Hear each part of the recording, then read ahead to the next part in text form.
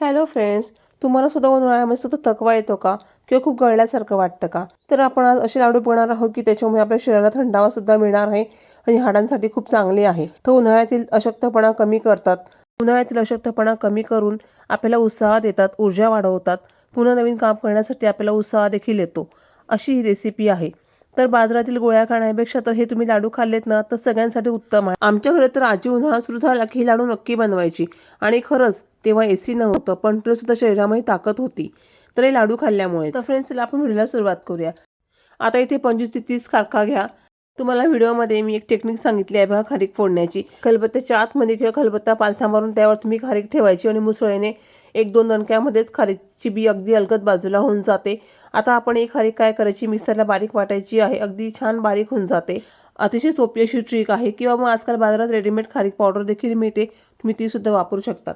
आता आपण एका भांड्यामध्ये 2 कप साखर घेतलेली आहे आणि त्यात थोडंसं एक कपभर पाणी घालून आपण साखरेचा पाक व्हायला गॅसवरती ठेवून दिलेला आहे. किंवा साखर बुडेस्तोवर आपण त्यात पाणी घालायचं आहे. साखर बुडायला आली तर मंद आचेवर आपण पाक तयार होऊ द्यायचा आहे. आता एका बाजूला आपण साजूक तुपावरती जे ड्रायफ्रुट्स घेतले आहेत ते आपण भाजून घेऊया. जे ड्रायफ्रुट्स आपण घेतले आहेत ते शरीराला थंडावा देणारे आहे. हे तुम्हाला कुठे उष्णता निर्माण करणार नाही, म्हणून आपण अगदी कमीत कमी प्रमाणामध्ये इथे ड्रायफ्रुट्स वापरलेले आहे. जसे की अर्धा कप काजू, अर्धा कप बदाम. अगदी आपण थोड्याशा प्रमाणात हे साहित्य वापरायचं आहे. जसं आपण हिवाळ्यामध्ये खूप प्रमाणामध्ये घेतो त्याप्रमाणे आपण नाही घ्यायचं. या सुकामेव्यामुळे तुम्हाला शरीरात ताकद येणार आहे. आता इथे आपण घेतले आहे अक्रोड. ते अर्धा कपापेक्षा सुद्धा कमी घ्यायचे, की अक्रोड हे खूप गरम असल्यामुळे ते सुद्धा आपण कमीत कमी घ्यायचे आहे. अर्ध्या कपापेक्षा पण थोडे कमी घ्यायचे. अक्रोडमुळे काय होतं की आपल्याला B12 कॉम्प्लेक्स मिळतं. त्यानंतर खारीक पावडर घेतलेली आहे. तर खारीक पावडर शरीरासाठी अतिशय थंड आहे. त्याचबरोबर ते हाडं मजबूत करायला मदत करते. कारण खारकेमध्ये कॅल्शियम हे खूप प्रमाणामध्ये असते. त्यामुळे बाळंतिणीला आपण खारकेची खीर सुद्धा खायला देत असतो बघा. हाडांची झीज झालेली असते ते हाडं मजबूत करण्यासाठी ह्या खारकेचा उपयोग होतो. म्हणून आपण इथे खारीक पावडर वापरायची आहे.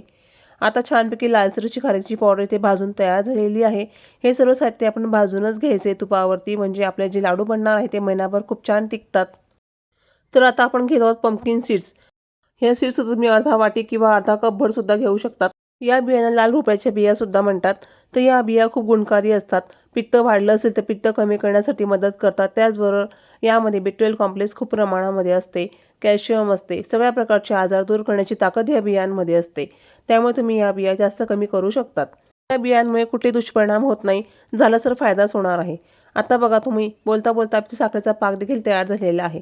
तर हा पाक आपल्याला 2 तारी बनवायचा आहे. खूप घट्ट असा पाक बनवू नका. जसं आपण गुलाबजामुनसाठी बनवतो तसं आपल्या इथे पाक बनवायचा आहे.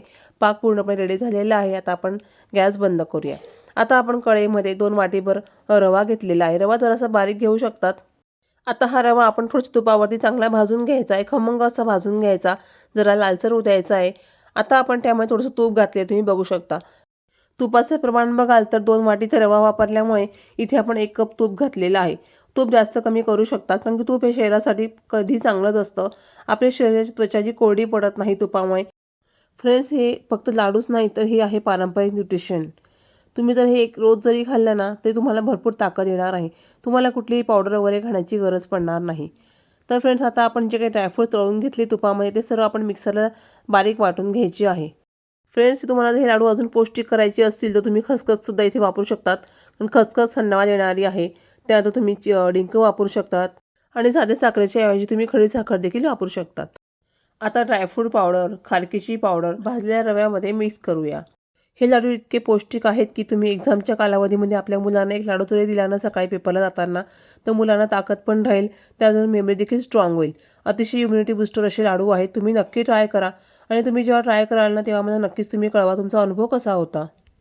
तर फ्रेंड्स, मी आता इथं पाक टाकून घेतलेला आहे साखरेचा आणि छानपैकी कालवून घेतलेला आहे आणि पाक इतका छान झाला आहे ना की अगदी छान लाडू बनलेले आहेत. आता 2 मिनिटं आपण काय करायचं आहे, छानपैकी कालवून घ्यायचं आहे.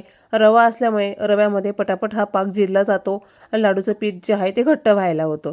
म्हणजे वेगळी मेहनत आपल्याला करायची गरज नाही.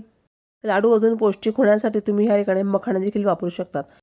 आता यामध्ये मी काळ्या मनुकासुद्धा टाकलेले आहेत. आता हे लाडूचं पीठ आपण झाकून ठेवूया.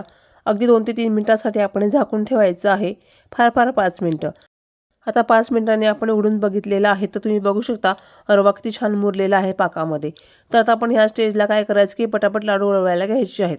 लाडू वळल्यानंतर तुम्ही बघू शकता खूप छान लाडू बनलेले आहेत. लाडू हातामध्ये खूप छान वळवता येत आहे, म्हणजेच आपलं जे पीठ आहे लाडवाचं ते खूप छान तयार झालेलं आहे.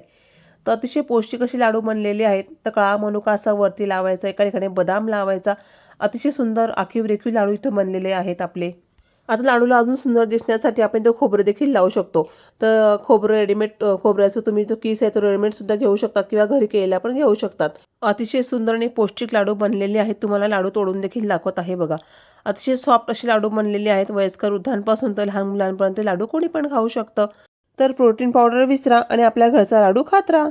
आपल्या घरचा लाडू कधी पण बेस्टच आहे. चला तर फ्रेंड, पटकन सबस्क्राईब करून ठेवा, कारण की यापुढची रेसिपी अजून जबरदस्त आणि दमदार अशी येणार आहे. लाईक, शेअर आणि कमेंट करायला विसरू नका. चला तर पुन्हा भेटूया पुढच्या व्हिडिओमध्ये. तोपर्यंत बाय बाय.